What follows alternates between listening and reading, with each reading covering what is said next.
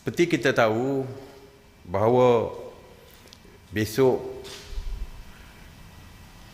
kaki tangan awam akan mula bertugas, begitu juga dengan pihak swasta dan lain-lain.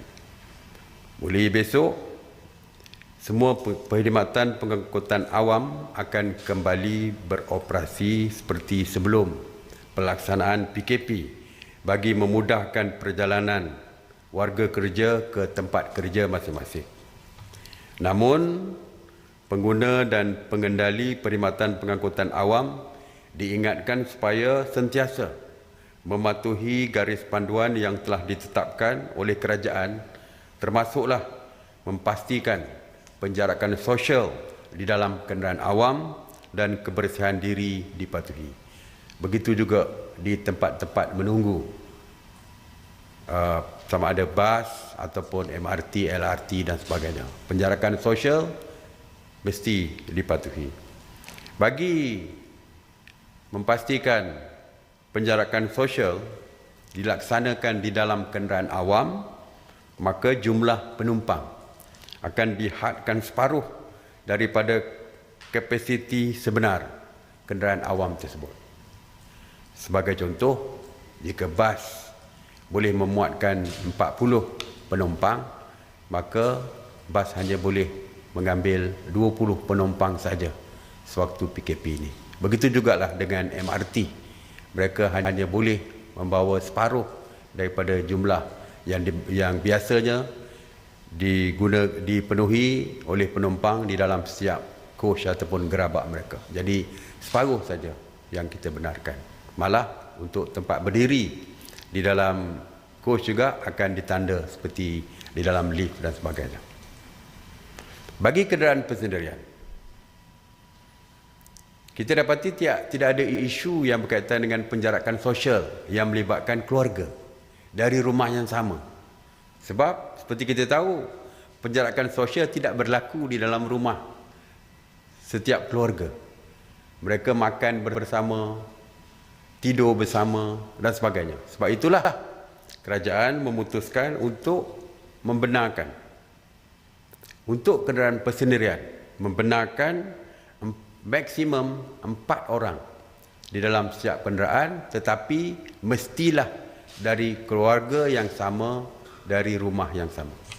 Jadi walaupun saya percaya mungkin ada yang cuba untuk membawa kawan-kawan dan sebagainya, ada yang engkar, dan seperti saya kata bahawa SOP ini mesti dipatuhi dan sesiapa yang melanggar SOP juga akan dikenakan tindakan. Berita palsu. Sehingga 2 Mei, PDRM dan SKMM telah membuka sebanyak 255 kertas siasatan berkaitan berita palsu COVID-19. Daripada jumlah tersebut, sebanyak 175 masih di dalam siasatan, manakala 26 kes telah pun didakwa di mahkamah. 11 diberikan notis amaran dan 15 telah mengaku bersalah. Sekali lagi, kerajaan ingin mengingatkan orang ramai supaya tidak menyebarkan sebarang kandungan yang diragui kesahihannya. Semaklah setiap berita melalui portal sebenarnya.my jika diragui kesahihannya. Kepada mereka yang telah didapati memuat naik berita palsu, PDRM akan mengambil tindakan tegas. Mengenai op sanitasi awam, di bawah kawal selia KPKT sejak 30 Mac 2020, KPKT telah melakukan 5,142 operasi sanitasi awam, termasuk di 62 zon kuning dan merah, dan sebanyak 8,836 premis kerajaan, premis perniagaan dan kawasan awam telah pun disanitasi. Semalam, sebanyak 73 operasi sanitasi yang meliputi 24 zon merah dan zon kuning di 9 negeri, termasuk 31 operasi di Johor dan 10 operasi di Sabah.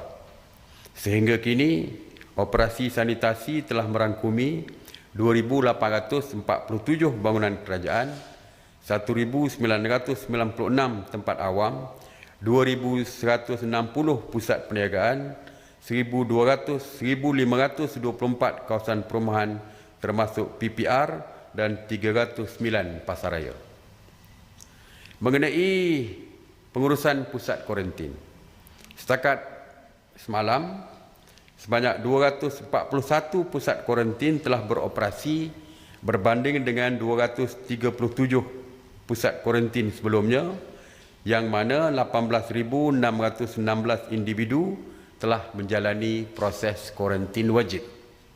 Semalam, seramai 720 rakyat Malaysia telah pulang ke tanah air dan telah dikuarantin wajib. Seramai 27,538 rakyat Malaysia yang pulang dari luar negara telah dikuarantin wajib sejak 3 April 2020. Dan sejak 17 April, 14,523 individu telah selesai menjalani kuarantin wajib dan telah pun dibenarkan pulang ke rumah masing-masing.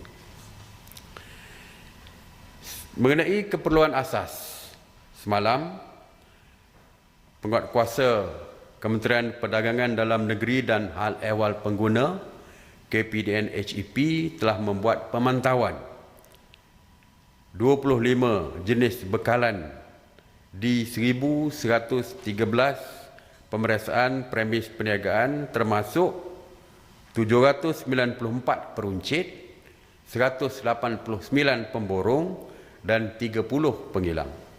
Secara keseluruhan, bekalan makanan keperluan adalah mencukupi dan mampu menampung keperluan dalam negara yang berterusan dan mudah diperolehi.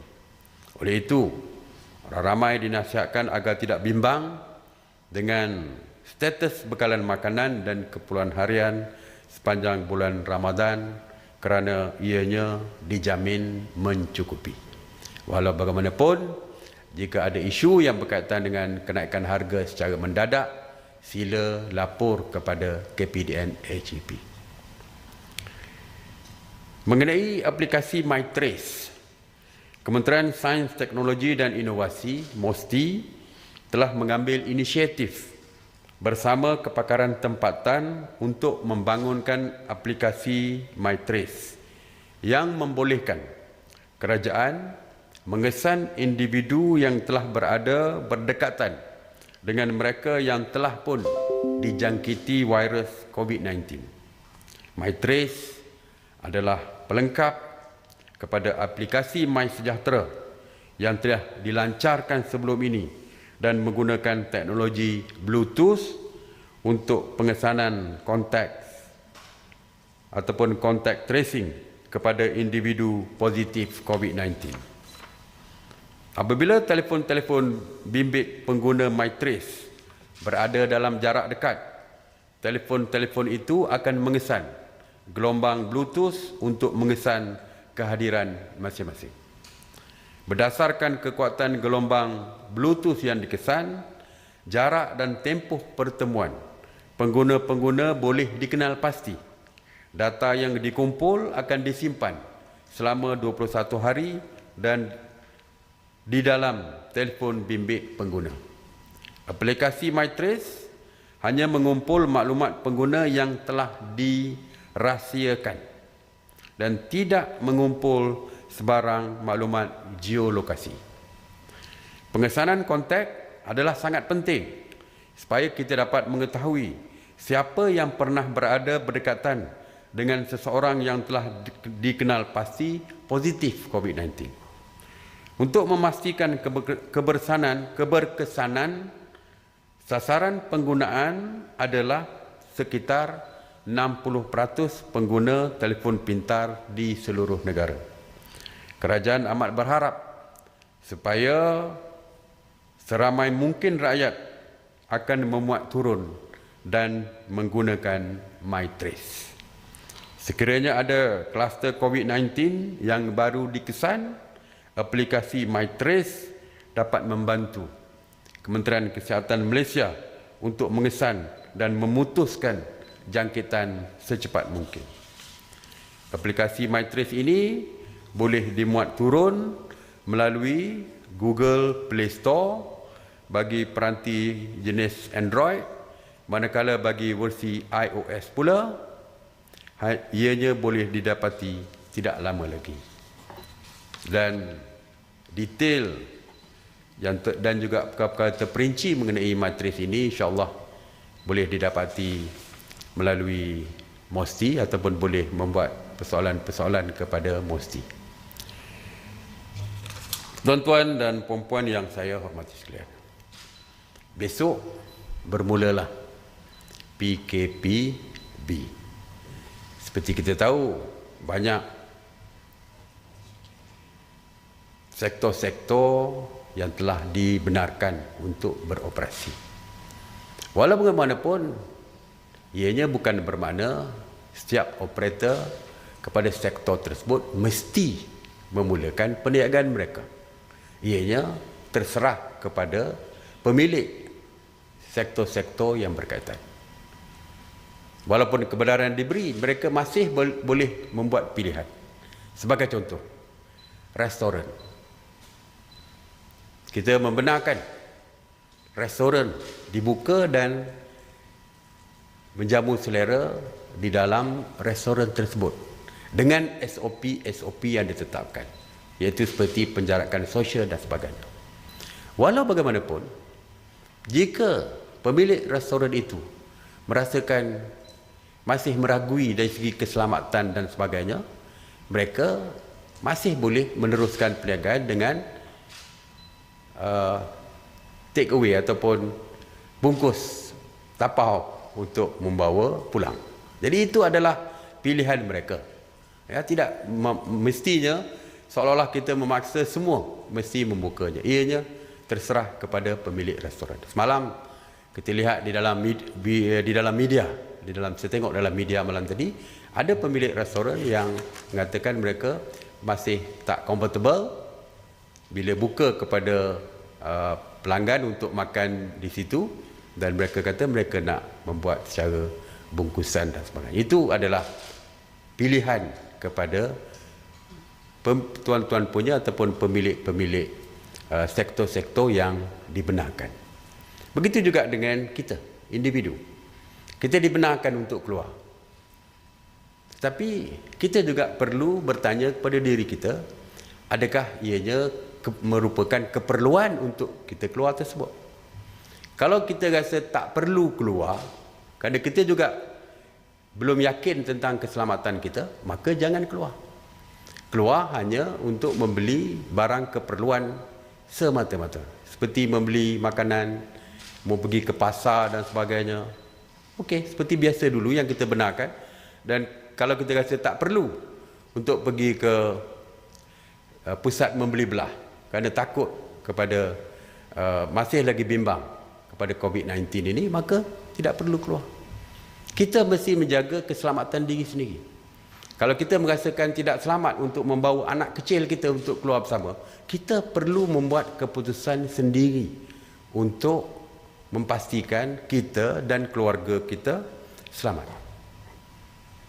Pakar perubatan menjangkakan vaksin COVID-19 belum diperolehi. Pakar-pakar perubatan mengatakan COVID-19 akan berada di sekitar kita sekurang-kurangnya dalam masa 2 tahun. Bermakna bahayanya sentiasa berada di sekeliling kita. Tak mungkin oleh kerana COVID-19 berada di sekitar kita selama 2 tahun, maka PKP akan diteruskan selama 2 tahun. Tidak mungkin. Kita mesti membukanya. Apabila kita memberi ruang kepada peniaga-peniaga kecil untuk membuka perniagaan mereka, kerana kita sedar bahawa mereka menghadapi masalah yang amat besar selama ini kerana langsung tidak mempunyai pendapatan. Sebab itu kita buka. Tetapi tanggungjawab untuk melindungi diri sendiri masih terletak kepada setiap individu. Kita buka dan kita tahu COVID-19 masih berada di sekitar kita, maka kitalah yang perlu menjaga keselamatan diri kita. Saya nak ambil contoh. Satu negara yang kecil, Taiwan. Mereka tidak pernah membuat PKP. Tidak ada lockdown pun di negara mereka. Tetapi mereka merupakan negara yang paling rendah di dalam dunia dari segi kes kematian. Hanya 6 setakat ini. 6 kematian. Dan dari segi jumlah COVID-19 adalah yang antara yang paling rendah di dalam dunia. Mereka tidak ada lockdown.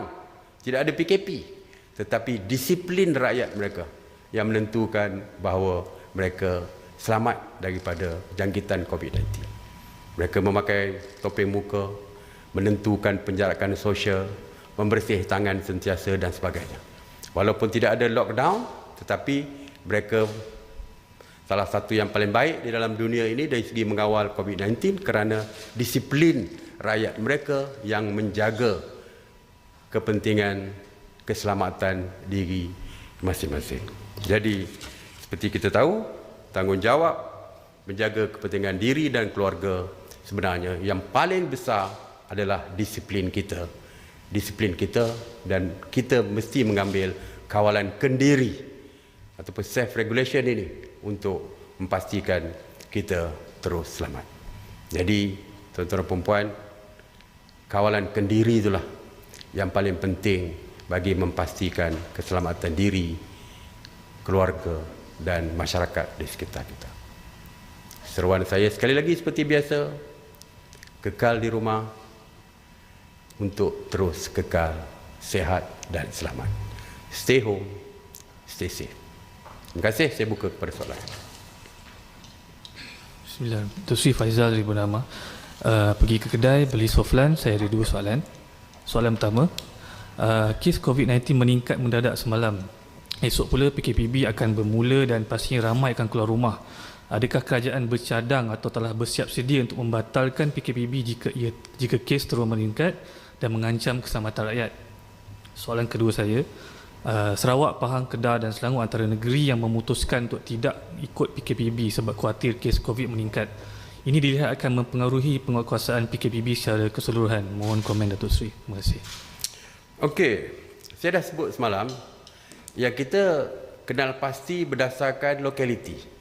Saya dah kata semalam, jika ada COVID positif di lokaliti tersebut, kita akan tutup, kita akan lockdown di lokaliti yang berkaitan. Tidak seluruh Malaysia. Kerana di tempat lain mungkin masih lagi kekal kosong COVID-19, iaitu green, hijau selama-lamanya. Jadi kerana di situ berlaku spike, maka di kawasan itu saja yang akan kita tutup. Tapi tidak di seluruh negara.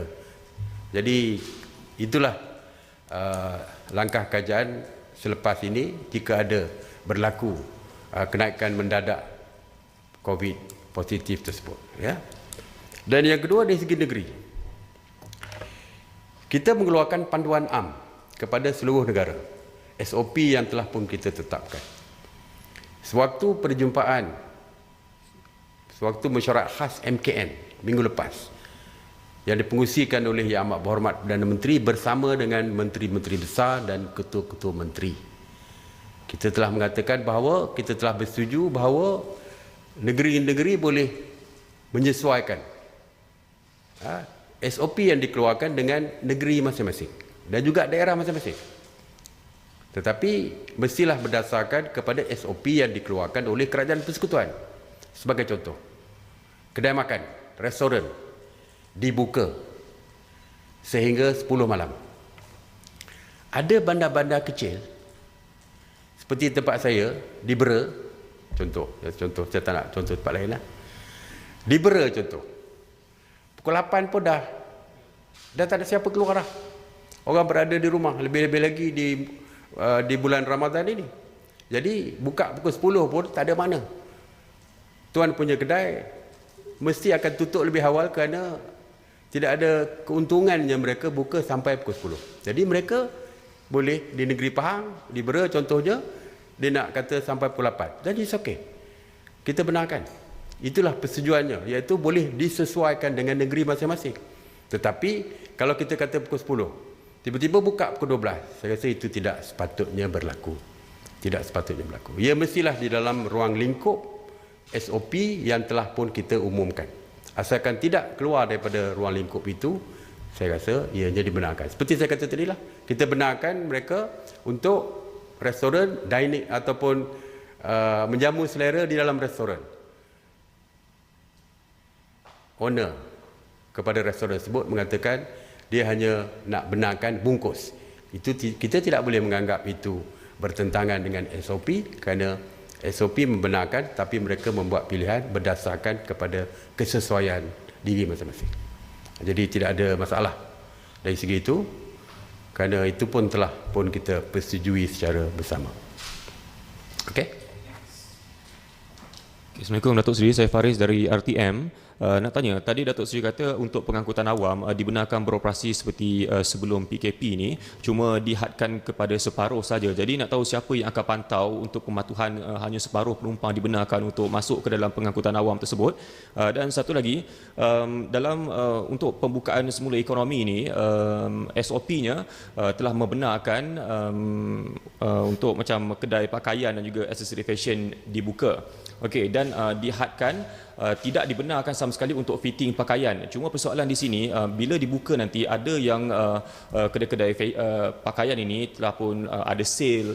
Jadi orang datang memang takkan ada fitting, tapi mereka akan pegang untuk cuba satu pegang. Masih lagi ada berlaku sentuhan. Jadi dekat situ nak tahu SOP untuk kawal perkara tu supaya yalah kita tak nak berlaku banyak sangat sentuhan dekat situ. Okey. Dari segi pemantauan di tempat awam, bukan saja kenderaan awam, tetapi tempat-tempat awam akan ditambahkan. Kita akan menggunakan semua yang anggota yang beruniform, polis, tentera, APM, rela dan sebagainya untuk membuat pemantauan dari segi pematuhan SOP di setiap kawasan. Kerana seperti kita tahu, mungkin pihak polis selepas ini oleh kerana kebebasan untuk keluar, saya tak tahu sama ada mereka akan mengurangkan sekatan jalan raya atau tidak, tetapi mungkin polis tambahan akan digunakan, saya tidak tahu. Tetapi persetujuan daripada kita adalah sekarang ni keutamaan kita adalah untuk memantau dari segi pematuhan PKP, SOP PKP, pematuhan SOP. Apabila kenderaan awam dibuka, mungkin ada rela sebagai contoh, berada bersama-sama dengan berada di dalam coach MRT sebagai contoh untuk mengawal dari segi pematuhan dan sebagainya. Ini adalah perkara-perkara detail yang akan kita tentukan, kerana seperti kita tahu sekarang ni yang pentingnya adalah mengawal pematuhan PKP, bukan lagi mengawal keluar. Sebab kalau dulu tak boleh keluar langsung, tapi now rakyat sudah boleh keluar untuk bekerja misalnya.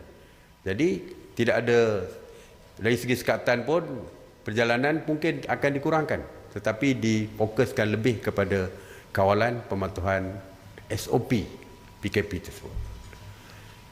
Dan untuk pakaian, seperti saya kata, salah satu SOP di kedai pakaian, kedai makan dan sebagainya, mesti diletakkan sanitizer kepada semua di depan sebelum mereka memasuki premis perniagaan, seperti perniagaan pakaian misalnya.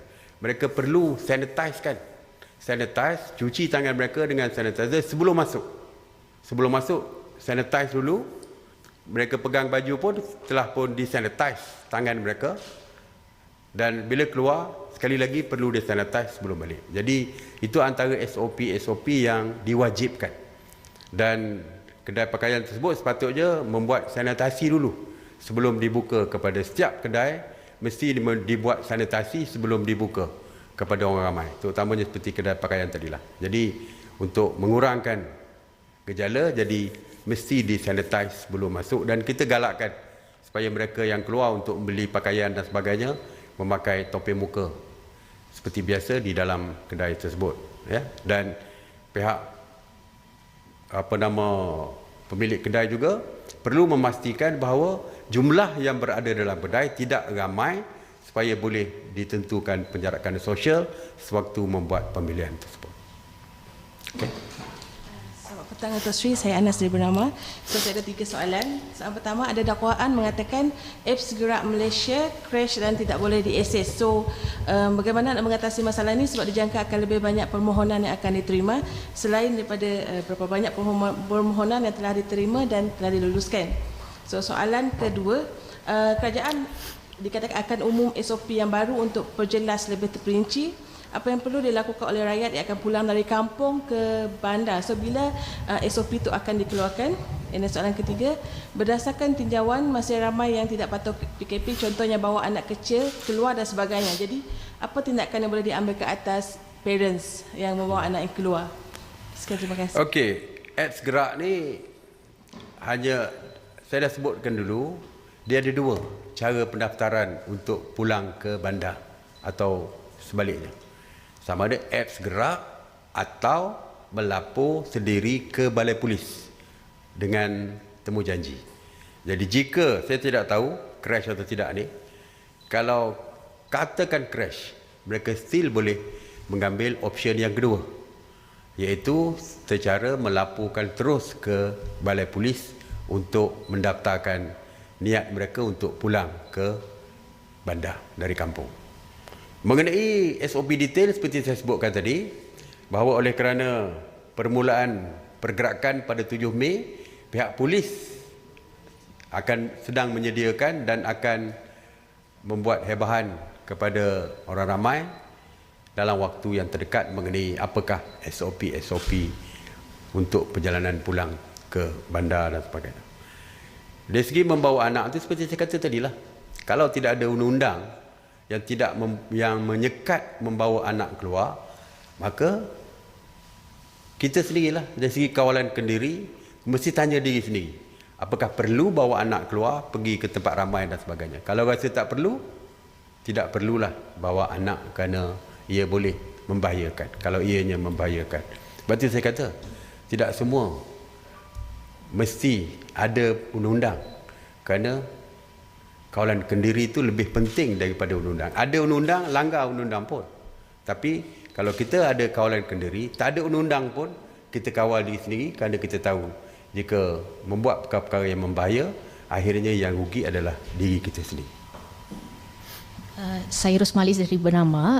Soalan pertama saya, Amnesty International mempersoalkan tindakan pihak berkuasa menahan parti di kawasan PKPD dan katanya keputusan meletakkan mereka di depo tahanan imigresen meningkatkan risiko mereka mendapat jangkitan COVID. Jadi apa respon Datuk Seri berkenaan perkara ini? Dan yang kedua, mengenai anggota polis yang maut dilanggar pemandu mabuk ketika bertugas, sebelum ni pun dah ada beberapa kes. Jadi adakah SOP sekatan jalan akan diubah semasa PKP? Terima kasih. Okey, ini Amnesty International ni mungkin komen dia tu dia tak tahu apa yang berlaku di negara kita. Ya. Yang pertamanya saya dah sebutkan semalam. Saya tak nak ulang perkara yang sama berkali-kali. Ya. Mereka telah pun di swab test. Kalau yang kena PKPD, minimum swab test 2 kali.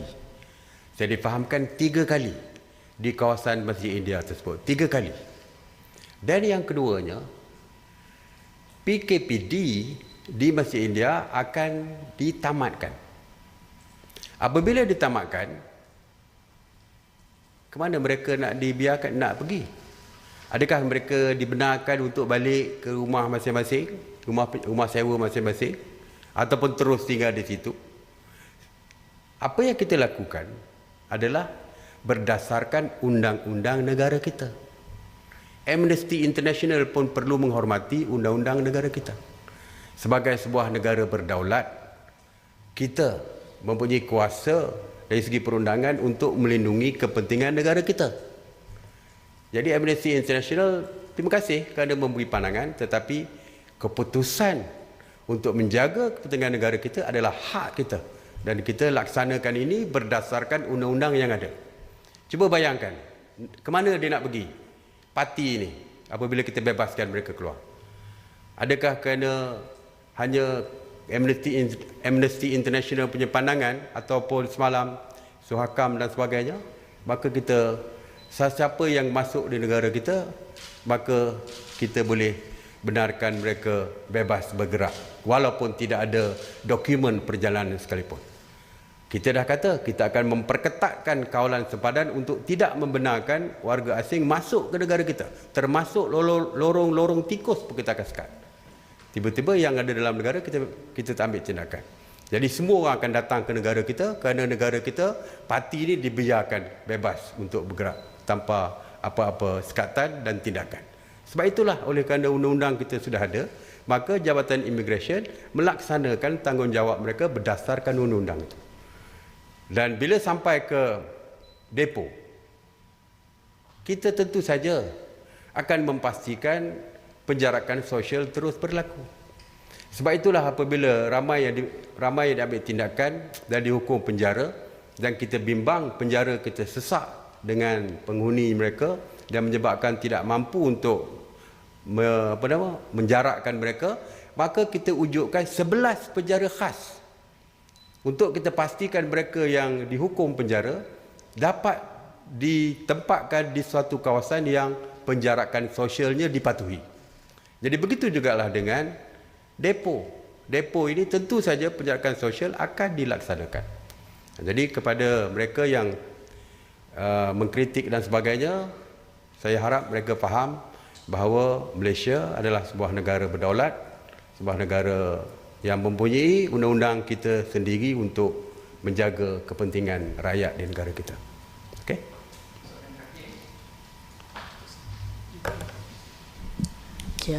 Assalamualaikum Datuk Seri, saya ada 2 soalan. Soalan pertama, apakah SOP terkini kerajaan mengenai mengeluarkan kenyataan berkaitan COVID? Adakah masih MKN atau KKM yang perlu kenyataan rasmi, atau ada SOP baru kerana makin ramai pihak yang mula mengeluarkan kenyataan sendiri berkaitan COVID? Soalan kedua saya, selain pihak berkuasa yang akan memantau premis-premis yang beroperasi ketika PKPB, adakah rakyat juga boleh membantu pihak berkuasa melaporkan kesalahan sekiranya terdapat premis yang melanggar SOP PKPB? Jika boleh, bagaimana saluran untuk melaporkannya? Sekian, Datuk Seri. Okey, terima kasih. Statement kita dah putuskan hanya 3 yang mewakili kerajaan.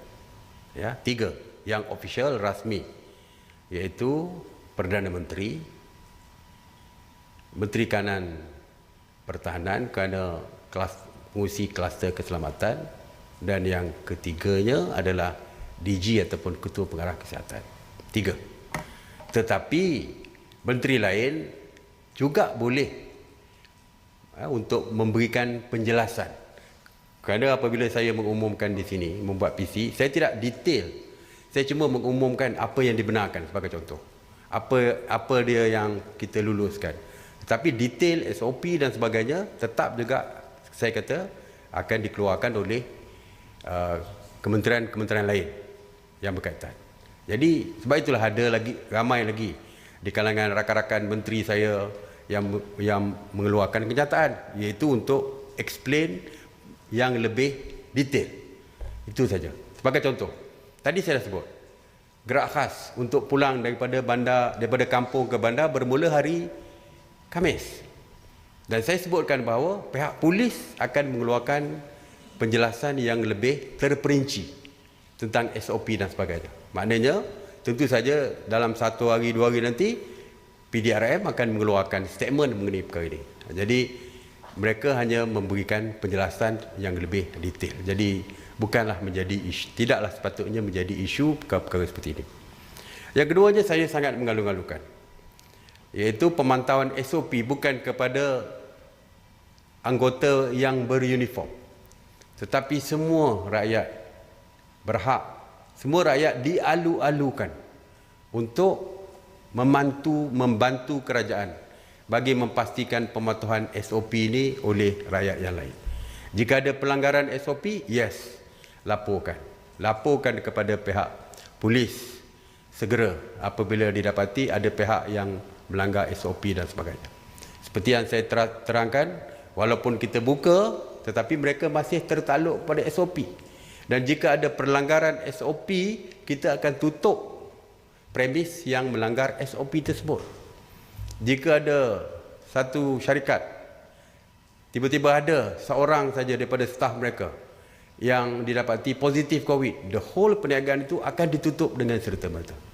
Jadi kita sangat mengalu-alukan. Mungkin kita dari segi pemantauan anggota beruniform mungkin tidak mampu untuk mengawal setiap tempat di Malaysia ini, maka orang ramai dialu-alukan untuk membantu kerajaan dengan melaporkan setiap pelanggaran SOP dan juga PKP ini, supaya dapat kita pastikan bahawa tidak ada lagi kenaikan ataupun jangkitan COVID-19. Kita bersama-sama memutuskan rantaian COVID-19. Okey, terima kasih. Assalamualaikum warahmatullahi wabarakatuh.